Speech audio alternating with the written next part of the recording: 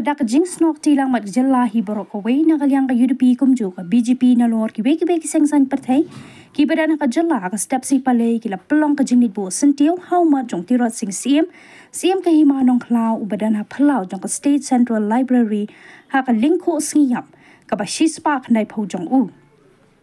Organizing Secretary ka UDP Shillong City ba Augusta Jerwa, bat kumju Vice President ka UDP Central Body ba Robert June Khajaran, haka jingkran balingkot kiloong, baha ka jok jong ka social media baro kila tiplot syapang ka partai baro kaway, Henry ka mensim iet ripan kala nang hiar. Atau kami ni dok kami,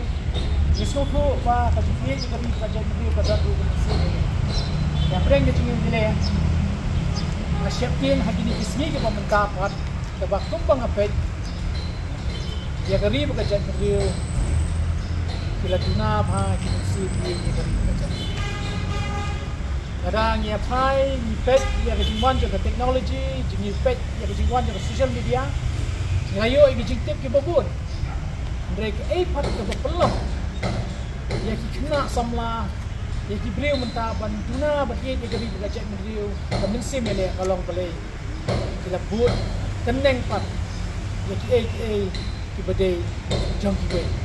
kila klet ya katengrai kila klet ya ka jinglong ka bakerpang ka jak niu kila klet ki dan chu ai hang ni kenuksa ngatip ka di syuting ngakali ka syuting yu le sha rong tit rong di sim tu sing ka di syuting nam ta kata nyap di sim tu sing ta tipo pli hak mobile wala tip lut Andre yang sim tu sing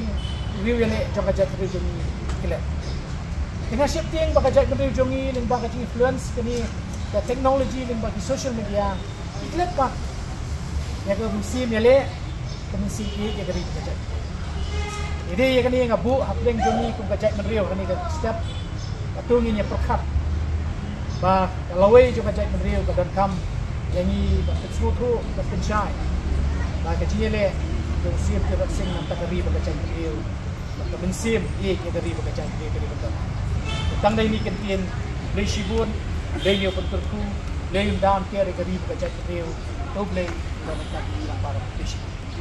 Katba Vice President ka BJP ba kraw basayuman uloong ba ka judge benriu ka long ka badan ba hado kata ba ki yo ye ki riu yale ba ki riu shlur kum ki jong utirat sing Kibaya kon na kabenta ka jinglat luot jong ka jad penrio.